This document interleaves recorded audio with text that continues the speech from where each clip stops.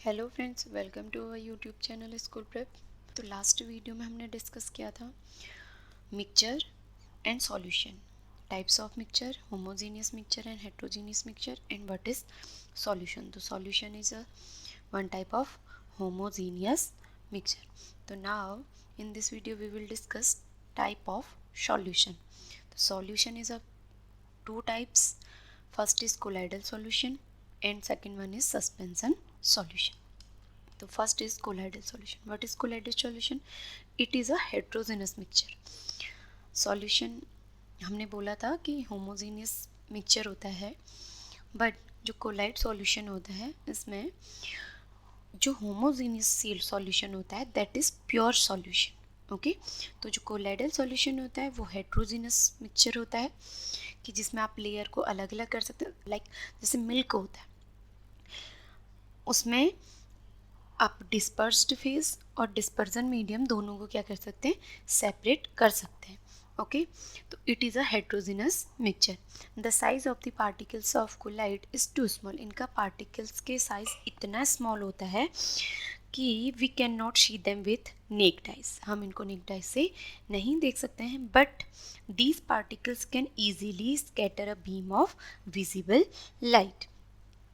तो बहुत ज़्यादा स्मॉल होते हैं तो हम इसको नेक्ड आई से नहीं देख सकते, बट इतने इनफ बिग होते हैं, इतने होते हैं कि अगर हम एक बीम ऑफ लाइट का इनसे पास थ्रू करें तो उस बीम ऑफ लाइट को स्कैटर्ड कर देते हैं और पाथ जो होता है वो क्लियरली विजिबल होता है। तो इस इफ़ेक्ट को बोलते हैं जिसमें कोई भी सॉल्यूशन किसी भी बीम ऑफ लाइट को क्या कर देता है, स्कैटर्ड कर देता है और पार्ट विजिबल हो जाता है। That effect is called Tyndall effect. Okay, like this देखिए, ये टॉर्च है, इसमें फर्स्ट इस सॉल्यूशन में आपका कॉपर सल्फेट सॉल्यूशन है। देखिए इसमें शो नहीं हो रहा, जो बीम है लाइट का, जो टॉर्च जली है, इसकी जो लाइट है वो लाइट किस पाथ से होकर जा रहा है वो नहीं हमको शो हो रहा है। But in second B option, mixture of water and milk, जो वाटर एंड मिल्क का जो मिक्सचर है, हेट्रोजिनस मिक्सचर है, वो क्या हो रहा है, उसमें हमको देखिए पाथ दिखाई दे रहा है। ओके, तो ये जो पाथ दिखाई दे रहा है it is called Tyndall effect. तो टिंडल इफेक्ट हम इसका अनदर एग्जांपल हम ले सकते हैं, जब हमारे कमरे में रूम्स में जब बाहर की जो सनलाइट आती है एक होल से भी आ जाती है, तो होल से जब हमारे कमरों में आती है तो पूरे कमरे में क्या होती है, स्कैटर्ड हो जाती है। क्यों होती है? क्योंकि जो हमारे जो अराउंड में जो डस्ट पार्टिकल्स हैं वो एयर में क्या रहते हैं, डिस्पर्स्ड रहते हैं। तो डस्ट एंड एयर का जो मिक्सचर है that is also a colloidal solution, वो भी कोलाइडल है। तो डस्ट के पार्टिकल जब एयर में डिस्पर्स्ड रहते हैं तो वो एक कोलाइडल सॉल्यूशन का वर्क की तरह वर्क करते हैं।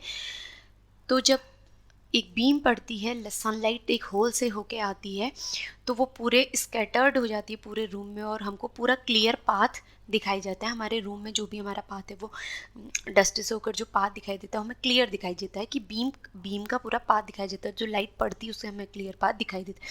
उसी का नेक्स्ट एग्जाम्पल उसी में हम समझ लेते हैं। एक डेंस फॉरेस्ट होता है, उसमें भी ऑब्जर्व कर सकते हैं जब सनलाइट उसके पास थ्रू होके जाती है, किसके, एक डेंस फॉरेस्ट के पास थ्रू होके जाती है, तो उसमें जो मिस्ट कंटेंस होता है वो मिस्ट में क्या होती है, वाटर की ड्रॉपलेट्स होती हैं और वो वाटर ड्रॉपलेट्स एयर में डिस्पर्स रहती हैं और वे कोलाइड की तरह काम करती हैं। तो उसमें भी ये देखिए जब सनलाइट पड़ती है डेंस से तो पूरा पाथ दिखाई देता है, तो इसी को क्या बोलते हैं, टिंडल इफेक्ट। तो टिंडल इफेक्ट किस में दिखाई देता है, कोलाइड सॉल्यूशन में दिखाई देता है। Okay, and colloidal solution stable होते हैं, means they do not settle down when they left undisturbed. अगर आपने इनको एक बार शेक करके फिर थोड़ी देर आप इनको रख देते हैं, अनडिस्टर्ब्ड रख देते हैं, तो ये स्टेबल नहीं होते, लाइक सेटल्ड नहीं होते। जैसे आप बालू या मड और वाटर को आप मिक्स करेंगे और उसके बाद थोड़ी देर उसको अनडिस्टर्ब होके for a couple of time आप उसको रख देंगे, तो जो मिट्टी होती है वो नीचे क्या हो जाती है, सेटल डाउन हो जाती है। तो बट कोलाइड सॉल्यूशन में क्या होता है, सेटल डाउन नहीं होते पार्टिकल्स, तो इट इज़ क्वाइट स्टेबल होता है ये particle. They can not be separated from the mixture by the process of filtration. ये फिल्ट्रेशन की प्रोसेस के द्वारा हम इनको सेपरेट नहीं कर सकते। जैसे इसका एग्जांपल है मिल्क, तो मिल्क और वाटर को जब आप फिल्टर पेपर से डालेंगे तो मिल्क भी फिल्टर पेपर से मिल्क और फिल्टर पेपर से दोनों फिल्टर से दोनों क्या हो जाते हैं, पार हो जाते हैं। तो कोई भी ऐसा वाटर और मिल्क में से ऐसा नहीं है कि वाटर सेपरेट हो जाएगा और मिल्क सेपरेट हो जाएगा। तो फिल्ट्रेशन की प्रोसेस के थ्रू हम इसको सेपरेट नहीं कर सकते हैं।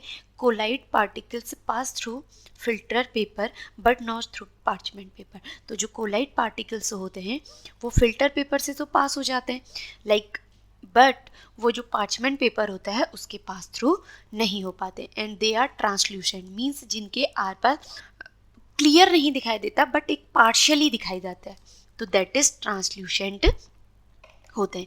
For example milk and blood. The next type of solution is suspension solution. They are heterogeneous in mixture and can be separated by filtration. इनको हम फिल्ट्रेशन के थ्रू सेपरेट कर सकते हैं। लाइक जो मड और वाटर का सॉल्यूशन होता है, तो उसका आप फिल्टर पेपर के ऊपर डालेंगे, जो वाटर होता है वो नीचे छन के आ जाता है, फिल्टर होके आ जाता है, और फिल्टर पेपर के जो ऊपर होती है वो मड रह जाती है, मिट्टी रह जाती है। तो आप फिल्ट्रेशन के थ्रू सस्पेंशन सॉल्यूशन को सेपरेट कर सकते हैं। मे और may not be show Tyndall effect. ये कभी भी टिंडल इफेक्ट दिखा सकते हैं अगर पार्टिकल्स स्मॉल है, और कभी टिंडल इफेक्ट नहीं भी शो कर सकते हैं। ओपेक, ये कम्प्लीटली क्या होते हैं, ओपेक होते हैं। इनके आर पार पास थ्रू जो लाइट है वो नहीं जाती है, तो कम्प्लीटली ओपेक होते हैं, आप इनके आर पार नहीं देख सकते। जैसे लाइक वॉल है, वॉल के आर पार हम नहीं देख सकते। तो ऐसी जो सस्पेंशन सॉल्यूशन होते हैं कम्प्लीटली ओपेक होते हैं and they are unstable, means जो सॉल्यूट पार्टिकल्स होते हैं वो अगर आप उसको कपल ऑफ टाइम थोड़े समय के लिए आप उनको रख दें अनडिस्टर्ब रूप से, तो जो सॉल्यूट पार्टिकल्स होते हैं वो सेटल डाउन हो जाते हैं। Do not pass through the filter paper, ये ना ही फिल्टर पेपर से पास थ्रू होते हैं और ना ही पार्चमेंट पेपर के थ्रू पास आर पार जा सकते हैं इनके particles. For example sand, mud in water. अगर आप बालू या मड को वाटर में मिक्स करो तो ये कैसा सॉल्यूशन होता है सस्पेंशन सॉल्यूशन होता है। तो हमने मिक्सचर्स पढ़ा, सॉल्यूशन पढ़ा। अब जो मिक्सचर्स है उसमें सॉल्यूट एंड सॉल्वेंट टू उनके पार्ट होते हैं। तो उन पार्ट को सेपरेट करने के लिए जो मेथड यूज़ की जाती है हम उन मेथड को डिस्कस करेंगे। तो first method is evaporation. What is evaporation? Out of the two components of a mixture one can evaporate, है less boiling point and other has higher boiling point.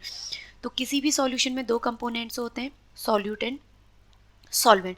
तो दो कंपोनेंट्स में जो एक कंपोनेंट्स होता है वो क्या होता है, इवेपोरेट हो सकता है। और कौन सा इवेपोरेट होगा? जिसका लेस बॉइलिंग पॉइंट होगा, मींस बहुत कम टेम्परेचर में वो बॉइल हो जाएगा। और जिसका हायर बॉइलिंग टेम्परेचर होता है वो दूसरा कंपोनेंट होता है, वो इवेपोरेट नहीं होता है। तो दोनों में से दो कंपोनेंट्स में एक कंपोनेंट जिसका लेस बॉइलिंग पॉइंट होता है वो इवेपोरेट्स हो जाता है और नेक्स्ट वाला आपका रह जाता है। तो इस थ्रू दिस हम इवेपोरेशन के थ्रू दो किसी भी मिक्सचर के दो कंपोनेंट्स को हम क्या कर सकते हैं, सेपरेट कर सकते हैं। For example mixture of dye, means ink भी कह सकते हैं हम, हायर बॉइलिंग पॉइंट, इसका क्या होता है, बॉइलिंग पॉइंट हायर होता है।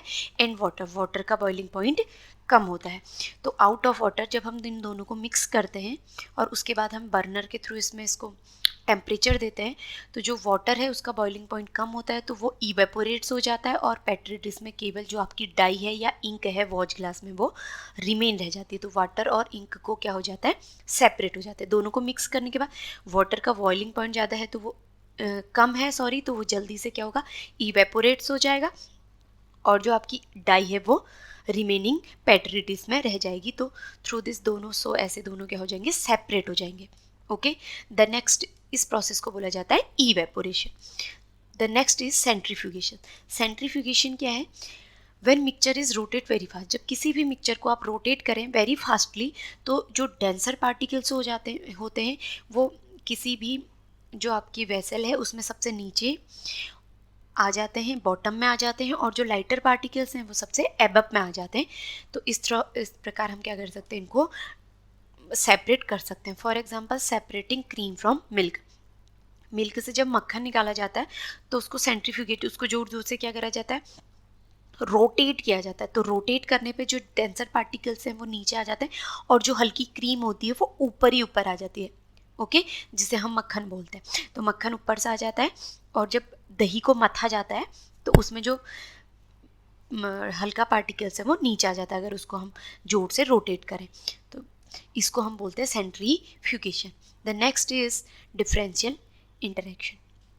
डिफरेंशियल इंटरेक्शन इसमें क्या होता है, two miscible liquids. Two miscible liquids मतलब ऐसे लिक्विड्स जो आपस में मिक्स नहीं होते, लाइक वाटर एंड ऑयल, ये दोनों आपस में मिक्स नहीं होती, इनकी अलग अलग लेयर हो जाती है, तो इन्हीं को हम इमिसिबल लिक्विड्स कहा जाता है।